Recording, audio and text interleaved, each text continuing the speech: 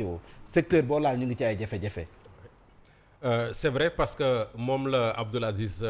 Diop ñu ma koy nuyu au passage il est de Tivaouane analysé sànq d'ailleurs parce que moom fàttali na ne état bu Sénégal ba fii mi ngi nekkoon dans un registre d'orthodoxie.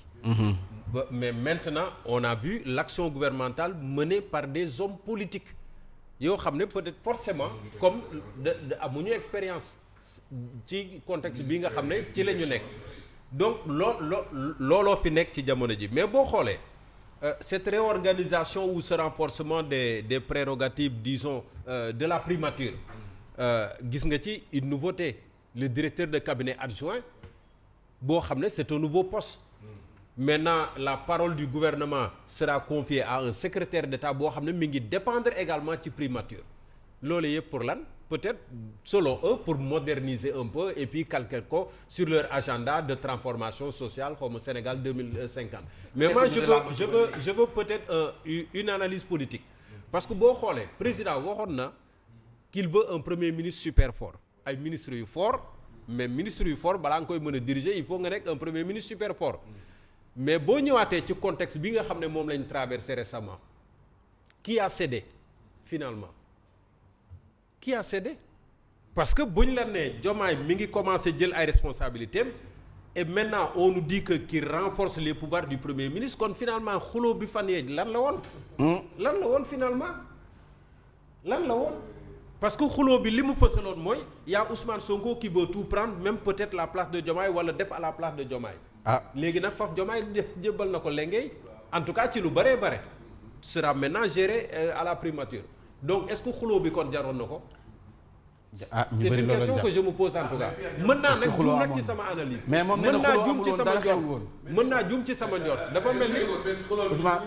mais moom nee na non dugguñu ci woon mais xuloo bi ñu présenté askan wi. est-ce que kon finalement jaroon na ko. est-ce que ce n'était pas un divertissement. Sèye baal leen ma ci kàddu bi tey la aljuma. waaw xam nga xuloo bi dafa am benn dose boru yamba mooy boru yamba kenn du ko fay ko ci kaw. mais loolu tax ma ne ko kon am est-ce na loo que xam ne nii li feeñ la mais waa ji nee na ko yow li ñu waxante woon mooy avant Diomaye di falu xëy na protocole yooyu ñu doon wax noonu loolu duñ ko leeral ba tey xam nga. léegi tant que xamoo loolu ba tey da ngay doo xam. da ngay maandu ci xuloo bi lan la. tant que xamoo ko da ngay maandu ci xuloo bi. lan la El Malick Ndiaye fekkee loolu noonu. très bien yooyu yëpp il faut nga teel waaw léegi nag loo tax ma ne est-ce que kon présenter nit ñi xuloo bi nii est-ce que kon jaroon na ko. non xam nga boo ne séddee. par exemple loolu ñoo bëggoon Bassirou Diomaye Faye nekk président transition. soit Diomaye moo cédé wala Ousmane Sonko non Bassirou nekkul président transition bi. très bien dinañ ci ñëwaat ci biir journal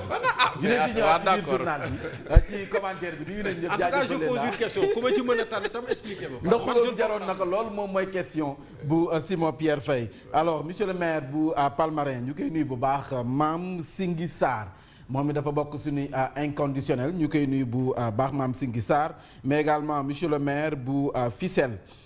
moom it si suñu inconditionnel la bu Fimela autant pour moi bu Fimela voilà moom Karim Sène ñu koy nuyu bu baax moom it dafay nekk au rendez-vous saa su ne foofee nga xam ne sa village bu Yaayem nag foofee seen jafe-jafe ñëpp xamoon nañ ko moo di feebar wopp ñu war la évacuer loolu moo nekk jàmbat bi gën a rëy ca village bu Yaayem commune bu Fimela mu mel ni nag waaw finalement mujj nañu am ambulance waa Yaayem mais nag métti woon na fa de ay charrette tax lu nekk lañ leen doon évacuer waaw fu nekk lañ leen doon évacuer mais monsieur le maire Karim Sène ak ay partenaires mujj nañu fexe ba am fa benn ambulance médicalisée muy lu am solo donc loolu la maire di jariñ fexe leen rek ba am ay partenaires yoo xam ne dañ gën a ñoŋal dunduk askan wa donc ouf de soulagement la ci Yaayem askan wa fay yeewoo village mu nekk sa commune bu Fimela. Tribune yéenekaay réorganisation de la primature président Bassirou Diomaye Faye en na jumaa ji premier ministre ni ñu koy faral di waxee un premier ministre super fort daanaka moom loolu la bëggoon benn premier ministre ilimaanu jëwriñ boo xam ne dafay am doole super fort. en tout cas loolee nag nangul nañu ko ndax nag président Diomaye Faye xaatimal na ko borom signature bi sa primature en tout cas nee na ko commande bi fu mu nekk mi ngi sa loxo yaay zappe nu mu la neexee. yaa yor sa télécommande gouvernement baa ngoog yaay zappe nu mu la neexee xanaa ko war ngaa mën a bëgg le premier ministre devient le chef d'orchestre réel du gouvernement ndax nag nee nañu ba fii en tout cas ni ñu ko doon gisee mu doon réagir woon amul woon lu ko neex. mais finalement nag xanaa fi mu nekk nii comme moo yor commande bi yor baguette bi jiite orchestre bi wax fa dëgg neex yàlla nag Simon yow mi nga xam ne nekkoon nga ci nu mu tudd chorale kii di diriger nu mu tudd maître lan la kon mooy maître de chœur bi nag fu mu nekk nii Ousmane Sonko Elimane Dione mooy maître de chœur bi fu mu nekk yaay coordonné gouvernement baa ngook coordinateur bu symbolique en tout cas loolu nag nee nañ pas juste symbolique kon nag fu mu nekk yaay doxal un cabinet renforcé comme centre opérationnel de la gouvernance le nouveau décret instaure une inspection des services placés directement sous l'autorité du premier ministre xanaa kon yaay bañ fu mu nekk nii na mu ko waxee woon noonu la ko jëfee moom ilimaanu jëwriñ ji jamono jii nga xam ne nag fii réew mi toll ñii nga xam ne ñoom ñooy étudiants yi mere nañu loolu Ousmane Sonko baykat yi mere nañu loolu Ousmane Sonko waa liggéeykatu administration bi santé bi mere nañu loolu Ousmane Sonko du samay kàddu nee na tous en colère contre Sonko le rêve d'une vie meilleure qui a été promise est en train de virer au cauchemar ndax nag lii la ñuy dund ñoom étudiants yi nee nañu xaaruñu woon lii ci kii nga xam ne moom moo di Ousmane Sonko ndax nag li mu leen diggoon mooy dund gu ñoŋ sa daara ju kawe ja waaye safaan wala ñu gis ñoom étudiants yi moo tax ñu ngay sànni jamra donte fii nga xam ne moo di UCAD ñu ngi dal mais démb na gis nañ Gaston Berger na nu ko doxalee yéenekaay bi daal na ciy dikk na également ci Moundiaye Cissé ma nga xam ne moom mooy njiital ONG 3D sama mbokkum Tëngéej bi nee na aucun sénégalais amul benn sénégalais bu nga xam ne da ngay réfléchir sensé boo xam ne di nga nangu lii nga xam ne moom la étudiants yi di dund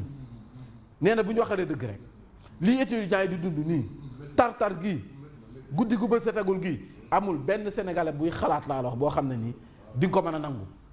Moundiaye Cissé nee nañ ko xoolaat nag jamono joojee Thierno Diop ceelu mag du ay nelaw nee na la FMI enquête Sonko s'enfonce et la réalité finit donc par parler seul FMI ña ngay enquête ña ngay gëstu de Ousmane Sonko la mu waxoon mu ngi koy gën a diigal de ay kàddoom waaye nag fu mu nekk dëgg gi xanaa léegi pënd bu wëri waaw amagu ko ña nga ca gëstu ba léegi très bien jeex na liberté provisoire chambre d'accusation bi mujj naa kon naka libéré ki nga xam ne moom mooy Badara Gadiaga la décision finale revient au procureur général comme nag ñoom bu dee ñoom rek Badara Gadiaga tey jii dafa këram la waroon fanaan waaye nag procureur moo ci des source a nii bu ñu desee si wàllum yoon rek ba tey Serigne Saliou Diagne nii libéré sous contrôle judiciaire par la chambre d'accusation financière Badara Gadiaga voit sa liberté provisoire confirmée par la chambre d'accusation xanaa ko neex na mais pas encore sorti de l'ornière ndax nag ñi ministère public la ñuy xaar ndax à tout moment mën nañ dugal su ko defee ñooñu desaat sa kaso ba ñu ngi xippi suñuy gët di xool bu ñu desee ba tey ci wàllum yoon moom mi dañu ko topp woon ci mbirum njuut njaaj ci 5 milliards ñu tuddoon te ki nga xam ne moo di Abdoulaye Sylla daanaka nag loolee mbirum escroquerie diggante Zakiroulahi mii ak nag Abdoulaye Sylla ba ñu demee ci yoon Abdoulaye Sylla am na ndam ci kaw Zakiroulahi mii